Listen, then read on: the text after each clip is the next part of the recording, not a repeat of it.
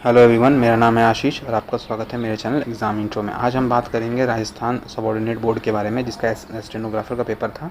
उसके पेपर में क्या कट ऑफ है, कैसे रिज़ल्ट आएगा और टाइपिंग टेस्ट के बारे में। टाइपिंग बहुत इंपॉर्टेंट है, बार बार पूछा जा रहा है सर किस तरह से टाइपिंग करें, कैसे प्रैक्टिस करें, इतना अचीव कर पाएँ, तो उस सब के बारे में बात करेंगे। ठीक है, ऑलमोस्ट अटेंडेंस जो था 45% के आसपास, तो मोस्टली बच्चे पास हो जाएंगे। तो टाइपिंग सबसे बड़ा इशू आ जाएगा उनके लिए। तो टाइपिंग कैसे करें उसके बारे में बात करेंगे तो इस वीडियो में भी। ठीक है, सो मेनली कंसर्न होगा हमारा टाइपिंग को लेके। तो देखिए, टोटल जो आपको पोस्टें थी 1211 पोस्टें थी उसमें। ठीक है, रिटन टेस्ट है, टाइपिंग है, स्टेनोग्राफर पेपर है, तो टाइपिंग जरूर है, 100% कंपलसरी होगा। ठीक है, अब हम बात करते हैं कि आपको इसमें जो क्वेश्चंस था रिटन में, वो आपका 150 क्वेश्चंस था। ठीक है, और पेपर 2 को मिला के, ठीक है, और पेपर फर्स्ट पेपर सेकंड मिला के 100 मार्क्स का ईच था। ठीक है, पेपर फर्स्ट में जो आपका था वो जनरल नॉलेज, डेली साइंस और जनरल नॉलेज ऑफ राजस्थान। ठीक है, सेकंड पेपर हिंदी और इंग्लिश से कंसंट्रेटेड था। ठीक है, तो टोटल ये मैंने बता दिया। पहले नेगेटिव मार्किंग दिया गया था, बाद में उसको हटा दिया गया बोर्ड के द्वारा, तो प्लीज़ नेगेटिव मार्किंग नहीं था इसमें। अगर आपने पूरा क्वेश्चन किया नहीं है तो नहीं, आप बेवकूफ़ हैं, सीधा सीधा मैं बोलूँ तो। ठीक है, अब हम बात करते हैं कि स्टेनोग्राफर का जो पेपर था उसमें जो आपका मैंने बता दिया। जो टाइपिंग के बारे में बात करते हैं तो उसमें इंग्लिश टाइपिंग शॉर्ट हैंड और कंप्यूटर टाइपिंग इन इंग्लिश, ठीक है, ये 100 मार्क्स का। सेकंड पेपर जो है Hindi typing test shorthand और computer typing test in Hindi, ये भी 100 मार्क्स का है। ठीक है, अब हम बात करते हैं जो पहला है उसमें आपका 10 मिनट मिलेगा, सेकंड वाला है जो 60 मिनट का है। ठीक है, तो ये आपको क्लियर होना चाहिए। जब हिंदी की बात करते हैं तो 10 मिनट मिलेगा आपको शॉर्ट हैंड के लिए, और जो सेकंड वाला है उसमें 70 मिनट्स मिलेगा, जहाँ की इंग्लिश में 60 मिलता था। ठीक है, 10 मिनट बढ़ा के मिलेगा। ठीक है, तो ये चीज़ें आपको क्लियर होना चाहिए। अब कट ऑफ बात करते हैं नॉन टीएसपी एरिया का। ठीक है, उसमें जनरल का बात करते हैं 138 प्लस है तो बिल्कुल सेफ़ है। फीमेल्स का बात करते हैं तो 128 प्लस है तो बिल्कुल सेफ़ है। ध्यान रखिएगा, कोई भी आपको प्रॉब्लम होता है, कोई भी इशू होता है तो प्लीज़ कमेंट बॉक्स में ज़रूर पूछिएगा, मैं उसका जवाब ज़रूर दूंगा। ठीक है, 100% मैं कोशिश करूंगा। ठीक है, तो प्लीज़ कमेंट बॉक्स में ज़रूर कहिएगा जो भी बात होगा।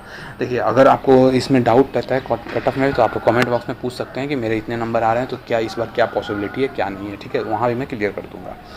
अब देखिए, EWS का 127 प्लस अगर है तो बिल्कुल सेफ़ है मेल कैटेगरी से। फीमेल से 115 प्लस पे आप बिल्कुल सेफ़ हैं।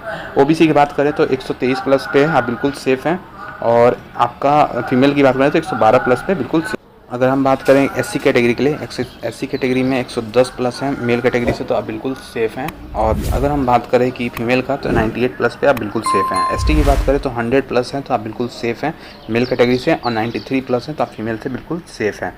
अब हम बात करते हैं TSP एरिया का। TSP एरिया में जनरल का हम देखेंगे तो 105 प्लस पे मेल कैटेगरी से बिल्कुल सेफ़ है। फीमेल का 96 प्लस है तो बिल्कुल आप सेफ़ हैं। SC की बात करें तो 95 प्लस है तो बिल्कुल सेफ़ है मेल कैटेगरी से, और फीमेल का 86 प्लस पे हैं तो आप बिल्कुल सेफ़ हैं। अगर ST की बात करें तो 88 प्लस पे आप सेफ़ हैं, और 80 प्लस पे आप फीमेल कैटेगरी से सेफ़ हैं ST में। ठीक है, ये तो मैंने क्लियर कर दिया कट ऑफ। ठीक है, TSP और नॉन TSP एरिया का। अब हम बात करते हैं कि इसमें रिजल्ट डेट क्या होता है। तो रिजल्ट डेट जो है आपका जुलाई अगस्त तक आने वाला है। ठीक है, तो इसको मैंने आपको क्लियर कर दिया है कि रिजल्ट डेट थोड़ा डिले होगा इसका, तो ये चीज़ें आपको जुलाई तक या अगस्त तक मिल जाएंगी आपको। ठीक है, अब उसके बाद बात करते हैं कि आपको जो कि टाइपिंग टेस्ट कैसे इंक्रीज़ करें। ठीक है, टाइपिंग का स्पीड कैसे इंक्रीज़ करें, क्योंकि जो स्टेनो होते हैं उसमें 80 वर्ड पर मिनट तक का मैटर दिया जाता है। ठीक है, मैं आपको जो क्लियर कर सकता हूँ। ठीक है, तो स्टेनो में मोस्टली देखा गया, ऐसा नहीं है कि हम हमेशा मिलता है, लेकिन हम मोस्टली देखा गया 80 वर्ड पर मिनट तक। अगर आपको ऐसा मैटर आता है तो आप कैसे टाइप करेंगे, कैसे आप 100 वर्ड पर मिनट तक का स्पीड अचीव कर सकते हैं, ये मैं गारंटी देता हूँ इसको। क्योंकि जिन बच्चों ने क्वालिफाई किया, जिन बच्चों ने टाइपिंग को अच्छे से समझा है, उनसे मैंने बात किया है, वो मेरे कुछ फ्रेंड्स हैं, उनका ऑलरेडी सिलेक्शन हो चुका है। सो प्लीज़ मैं उनसे बात करता हूँ, वही चीज़ शेयर करता हूँ मैं आपसे। तो देखिए, यहाँ पे पहली चीज़ हम बात करते हैं किन किन चीज़ों पे डिपेंड करेगा। सबसे पहले चीज़ होता है टाइपिंग मेथड, कैसे आप यूज़ कर रहे हैं, क्या तरीका है आपको टाइपिंग का। सेकंड चीज़ होता है प्रैक्टिस टाइमिंग कितना है, कितना देर प्रैक्टिस कर रहे हैं आप एक दिन में। उसके कीबोर्ड कौन सा यूज़ कर रहे हैं, ठीक है, उस पर भी डिपेंड करता है। और हाथ का पोजीशन कैसा है, शरीर का पोजीशन कैसा है, इस पर भी डिपेंड करता है।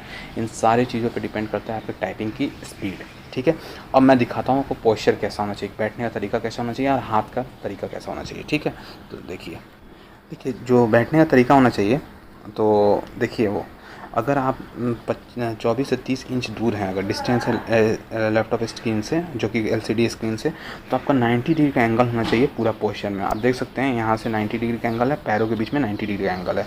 तो ये 90 डिग्री एंगल से क्या होता है, वेल फोकस्ड होते हैं और आपको कंप्यूटर स्क्रीन पर बिल्कुल आपको चीज़ें बारीकी से दिखती हैं। तो ये चीज़ें आपको पहली चीज़ कन्फर्म मैं बता दूँ। उसके बाद हम बात करते हैं नेक्स्ट, जो कि हमारा बात करेंगे हाथ का तरीका कैसा होना चाहिए, वहाँ पे हाथ कैसे रखना चाहिए कीबोर्ड पे, उसके बारे में बात करेंगे। ठीक है, तो देखिए हाथ के बीच में, दोनों हाथों के बीच में 45 डिग्री का एंगल होना चाहिए। इससे क्या होता है, आपको एंगल वहाँ पे मेजरमेंट नहीं करना है, लेकिन आपको पता होना चाहिए किस तरह का पोजीशन होना चाहिए। ठीक है, वो प्रैक्टिस से समझ में आता है। तो उस कंडीशन में आप मैक्सिमम वहाँ पे परफॉर्म कर सकते हैं, मैक्सिमम स्पीड गेन कर सकते हैं। ठीक है, जैसे कि लेफ्ट हैंड हो गया ASDFG और ASDF पे, और आपका JKL पे आपका राइट हैंड होता है। तो इस तरह से आपको पोजीशन आपको पहले से फिक्स करके रखना पड़ता है। अब हम बात करेंगे कि आपका कुछ चीज़ें कि हाँ क्या क्या चीज़ें आपको किस तरह से करनी है, उसका मैं समराइज़ करके तो देखिए बताता हूँ। देखिए सबसे पहले हम बात करेंगे, जो सबसे पहला चीज़ होना चाहिए वर्क प्लेस। आपका जहाँ रोज़ प्रैक्टिस करते हैं वहाँ पे ऐसा होना चाहिए 20 से 25-30 आदमी बैठे हों और वो टाइपिंग कर रहे हों। इससे क्या होता है, आपको एग्ज़ाम का इन्वायरमेंट मिलता है और एग्ज़ाम का इन्वायरमेंट देखने को मिलता है, और प्रेशर हैंडल करने का, सिचुएशन हैंडल करने का आपको एक तरीका आ जाता है। ठीक है, तो ऐसी जगह पे आप प्रैक्टिस कीजिएगा। पहला चीज़, सॉफ्टवेयर बिल्कुल एफिशिएंट होना चाहिए आपका, ऐसा होना चाहिए कि आपको वो एक्यूरेटली मेजर करके बता सके कि आपका टाइपिंग की स्पीड क्या जा रही है। ठीक है, ये चीज़ें क्लियर होना चाहिए। और उसके अंदर होना चाहिए कि हैबिट होना चाहिए, फास्ट आप टाइप कर सके। उसके लिए क्या होता है, ASDF पे आपका होना चाहिए लेफ्ट हैंड, और जो राइट हैंड होना चाहिए आपका JKL पे होना चाहिए। इससे क्या होता है, हर की पे आपका रीच एकदम इक्वल बना रहता है। ठीक है, तो टाइपिंग स्पीड बढ़ जाता है। उसके बाद हम बात करते हैं कि आपका एक्यूरेसी इन्हेंस। देखिए अगर आप 30 मारते हैं वर्ड पर मिनट, अगर मैं एक एग्जांपल लेता हूँ, तो अगर आपका उसमें मिस्टेक होता है तो कुछ मिस्टेक तक, कुछ स्टेप तक तो उसको नेग्लिजिबल माना जाता है, लेकिन उसके बाद उसको कंसीडर किया जाता है। तो यानी आपका स्पीड घट के 25-20 तक आ सकता है। ठीक है, तो 30 मारने का कोई सवाल ही पैदा नहीं होता है। तो इसलिए एक्यूरेसी बहुत मैटर कर जाती है यहाँ पे। ठीक है, उसके बाद आपका होता है डेली प्रैक्टिस। डेली प्रैक्टिस तो कंपलसरी है, आपको डेली कम से कम 1 घंटा तो करना ही पड़ेगा। इससे क्या होता है, रेगुलरिटी मेंटेन होती है और आप वहाँ पे अच्छा परफॉर्म कर पाते हैं। ठीक है, तो ये चीज़ें होना चाहिए। और बीच बीच में जैसे आप मान लीजिए कि 10 मिनट का है आपका टाइमिंग, तो आप लगभग 10 सेकेंड के लिए आपको रुक के ये देखना पड़ता है। देखिए इसमें आपको 10 मिनट का 10 सेकंड के लिए, अगर 10 मिनट का पेपर है टाइपिंग, तो 10 सेकंड के लिए आपको एक गैप चाहिए, जिसके में क्या होता है कि आप ये देख सकें कि आप सही जा रहे हैं या गलत जा रहे हैं। ठीक है, टाइम पे ये भी देखना ज़रूरी है। तो प्लीज़ इससे एक्यूरेसी और बढ़ जाती है और अच्छा परफॉर्म कर पाते हैं। ठीक है, सो आई होप कि आपको सब कुछ क्लियर हो गया होगा। सब कुछ क्लियर है तो प्लीज़ अगर आप वीडियो को लाइक कीजिएगा, चैनल को सब्सक्राइब कीजिएगा, और जितना हो सके उतना शेयर कीजिएगा। अगर कोई डाउट है तो प्लीज़ कमेंट बॉक्स में ज़रूर पूछिएगा, अगर उस डाउट को मैं क्लियर कर सकता हूँ। ठीक है, सो प्लीज़ बने रहिए हमारे साथ, हमारी फैमिली का हिस्सा बनिए सब्सक्राइब करके। मिलते हैं नेक्स्ट वीडियो में, आज के लिए इतना ही। Thank you, have a nice day. अपना ख्याल रखिए, फैमिली का ख्याल रखिए और दूसरों का मदद कीजिए। Thank you.